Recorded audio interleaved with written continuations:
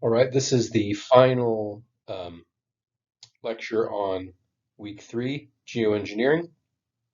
So we just saw an argument from Gardner that really it's even the notion of like researching geoengineering is morally suspect. It seems like we're just trying to let ourselves off the hook for harm that we've done to future generations. So I chose this essay. It doesn't respond directly to Gardner's concerns, and in that way, I think it leaves open a lot of space for your papers to sort of bridge that gap between them in interesting and original ways. But what it does claim to do is offer a framework for if geoengineering can be done ethically, they say it would have to be done according to these guidelines. So it at least leaves open a possibility, right, for the ethical research and deployment of geoengineering techniques. So in that way, it is in tension with Gardner's argument, and I thought it would be a good counterpoint.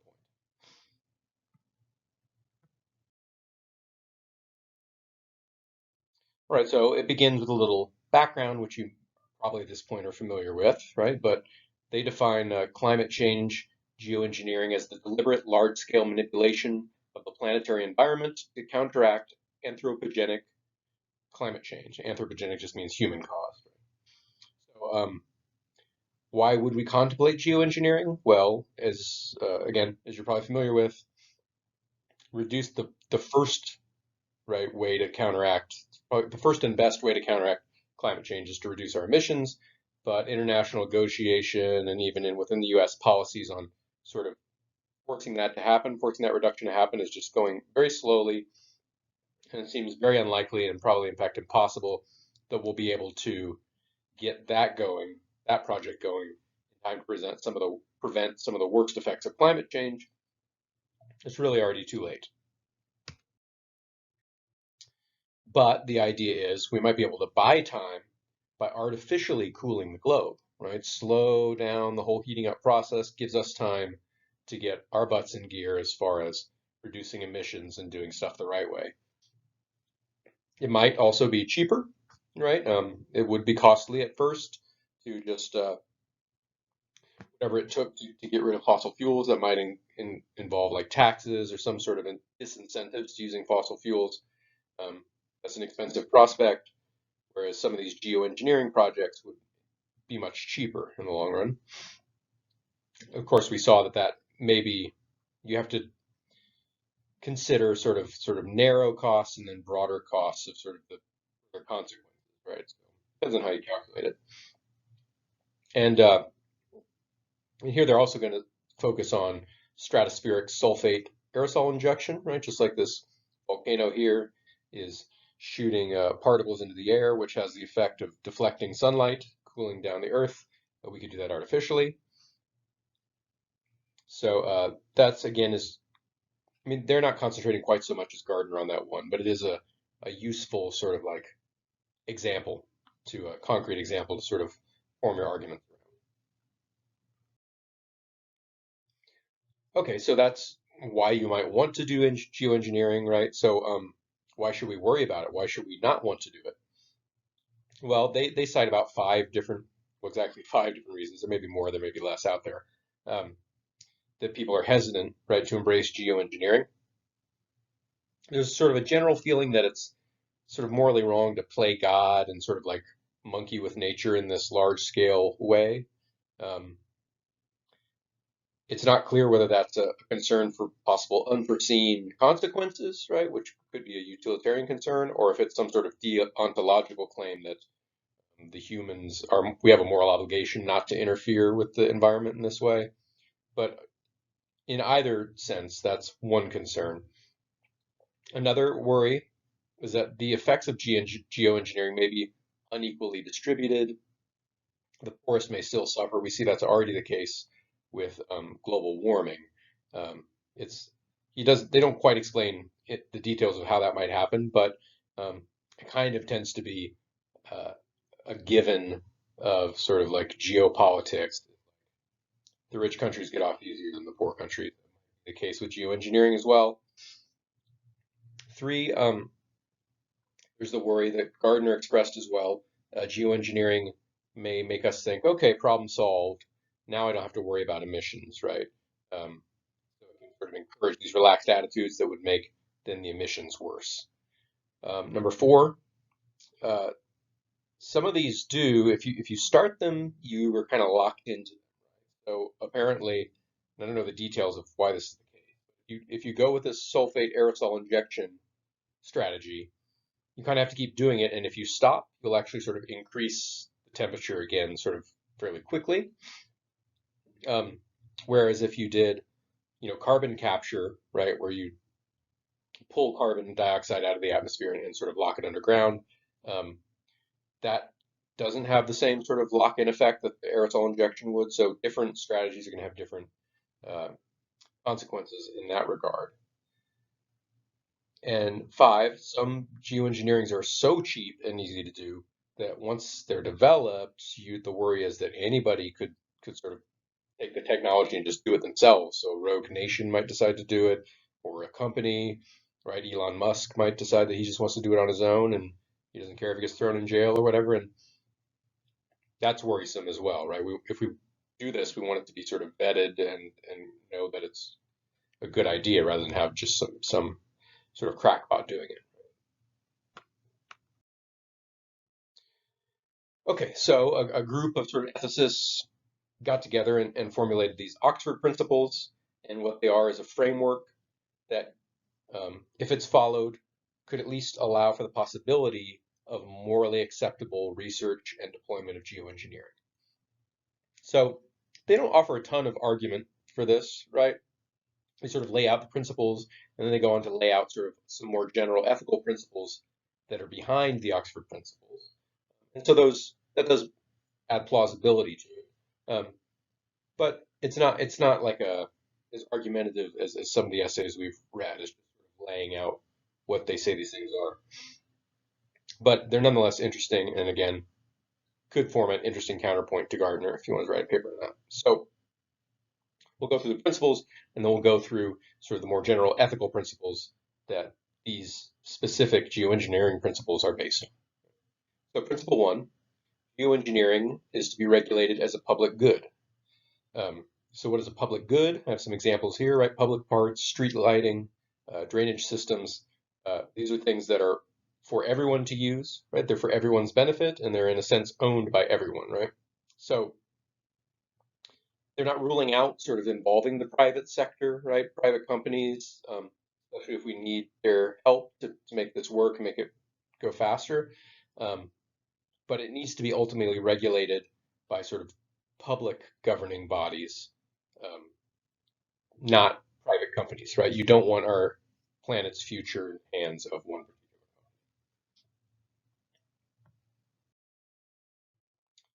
particular. Two, public participation in geoengineering decision making. So whenever possible, those who are conducting the geoengineering research, they need to be required to notify, consult, and ideally obtain, right, informed consent from people that are affected by the research. This might differ depending on the technique. So if they're exploring right, a technique that captures carbon dioxide and sort of stores it underground in Ohio, well, then they should consult the people of Ohio, United States. They may not need to consult people in Sweden on that one, right? But if you are, right, shooting aerosols into the entire Earth's atmosphere to change the albedo is another name for sort of the reflective properties of the atmosphere. So if you're trying to change the albedo of the entire Earth, you need a global agreement of all of the affected parties, which is basically the entire world. Principle three, disclosure of geoengineering research and open publication of results. So whoever's doing this research, they should make it available to everyone so that they can sort of read it, analyze it, criticize it, understand what's going on, right? There needs to be total transparency in that stuff. Negative results, right? If you do a study, turns out, oh, this is not going to work so well, everyone needs to know that, right? Principle four, independent assessment of impacts. So also whoever is developing this stuff, they need a totally other party, right, that doesn't have the same interests and motivations and whatever as them, also monitor, right, and assess research. So you can't have one company cranking ahead to make a lot of profits and being sort of incentivized to hide some of the maybe the negative results. You need independent bodies scrutinizing this.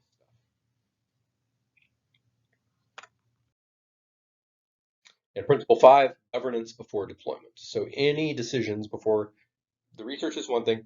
Once we decide that we're going to deploy one of these geoengineering techniques, it all needs to be decided on by governing bodies, um, right? Not just by rogue companies or individuals.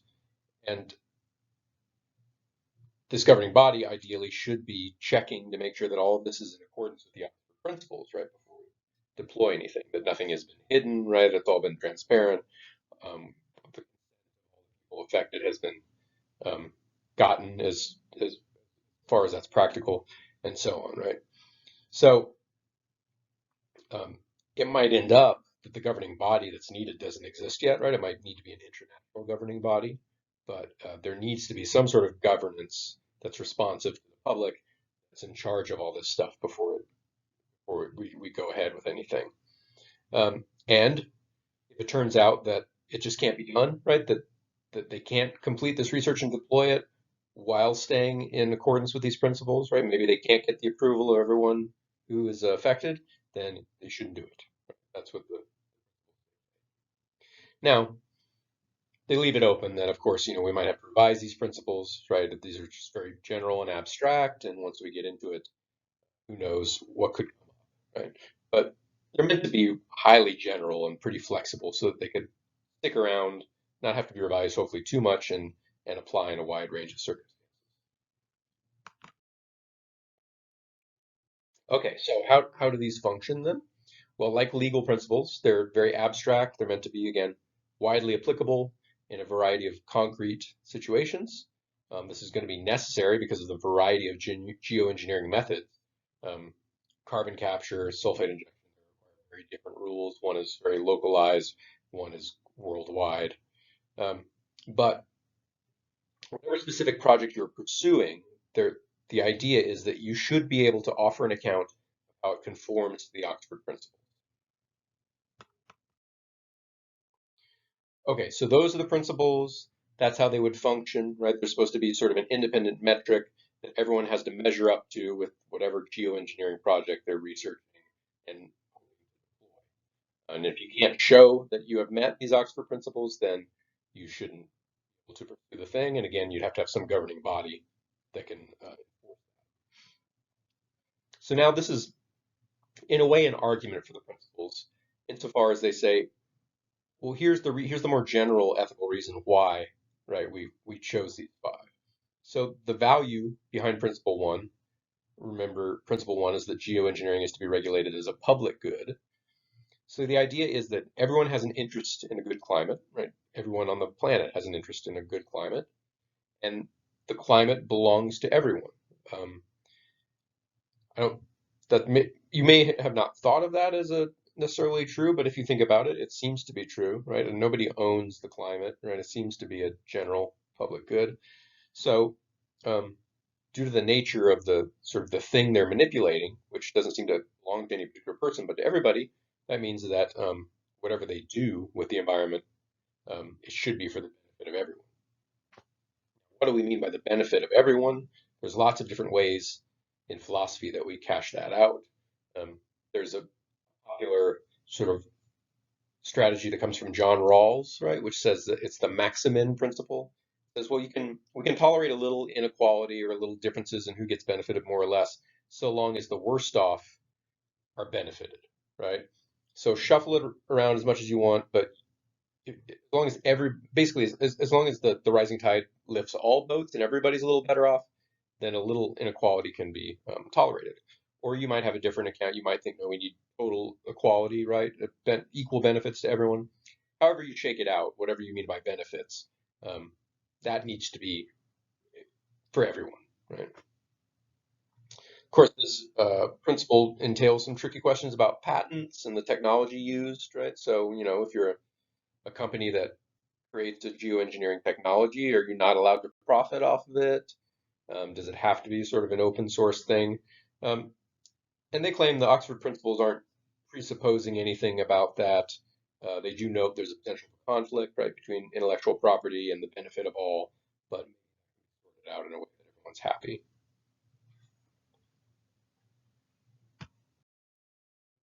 All right, principle 2, public participation in geoengineering decision making. So again, everybody has an interest in a good climate. So if your interests are affected, then everyone should have a say, right? This is sort of an ideal situation, but this is one of kind of a principle that we have for democracy. Is like all the interested parties get to have a vote, right? Um, Now there's going to be boundaries here. So again, uh, it depends on who's affected. If my research involves running a computer simulation of sulfate injection, it's hard to say that anybody's really affected by that. So maybe I don't need anyone's input, right? Um, if it's carbon sequestration under, right, a particular neighborhood in Ohio, then at the very least, I should probably need the consent of the people in that neighborhood, right? And again, the broader it is, the more consent, the more people's interests are affected. All of them sort of need a say. Um, and this is important because sort of historically, what we've done in the United States and other places is they'll test hazardous technologies in like disadvantaged neighborhoods without really getting input from the community. And this is sort of a practice that we need to be aware of, and we need to make sure that it doesn't happen in the case of geoengineering. Um, and you might worry, right? And this happens all the time in all kinds of issues. Uh, if every sort of neighborhood has effective veto power, I don't want any geoengineering projects under my house. Um, then if everybody has a veto power, then does nothing ever get done? Maybe, right? The details need to be worked out, right? We see it happen in Los Angeles with homeless shelters. Everybody wants more housing for the homeless. They just don't want it in their neighborhood, right? Well, what the effect that has is that there's can't build homeless shelters anywhere, right? And they don't get built, and homeless people don't get helped. So you could see a similar sort of problem crop up in the case of geoengineering. If people don't want them trying out risky, uh, large-scale environmental strategies around them, then there's no place where you're allowed to do it. So they're saying hopefully it can be worked out, but you can't ignore that, right? You do have to, again, pay attention to the interests of the people who are. Principle 3, disclosure of geoengineering research and open publication of results. So the behind this principle is transparency, right? So the idea is, again, people whose interests are affected, stakeholders, they need to be assured that that the process has an integrity and an honesty, and there's no sort of like favors being paid or bad effects being secretly hidden for the sake of profit. Um, Without transparency, there's always a danger of exploitation, paternalism. Um, Now, there's a problem with transparency in that when all the information is public, that means anybody can access it and anybody could use it, potentially to bad ends. Um, so, right, there's issues of national security um, that may have to be considered, but transparency should be the default. So if there is a good reason to keep some particular piece of information secret, you have to argue for that case by case basis. The default should always be total transparency. Okay, principle 4, independent assessment of impacts. So people other than those doing the research and implementation need to be assessing the environmental and socioeconomic impacts of the technology. And the point of this is to make sure that you don't end up with biased conclusions. You work at a company, you've been working on this project for a long time, the profitability, the future of the company hinges on it being a success. You're going to be motivated to, right, report successful results, and you need an independent body to assess that research and make sure that there's no bias creeping into the system.